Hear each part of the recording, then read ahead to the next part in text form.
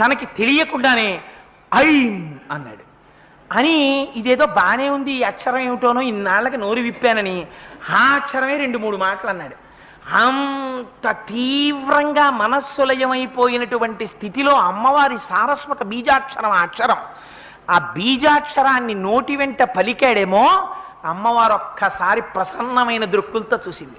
చూసేటప్పటికి ఇంకేముంది, అమ్మ చూసిందా, మహాపండితుడైపోయాడు. కిరాతుడు వచ్చాడు.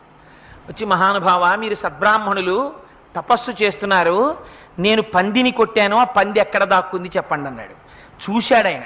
అక్కడే ఆ ఉతధ్యుడు చూసేటప్పటికీ అక్కడే ఉన్నటువంటి ఒక పొదలో పడుకుంది పాపం, అది ప్రాణభీతితో. ఈ పంది ఇక్కడే ఉన్నది అని చెప్పాడా?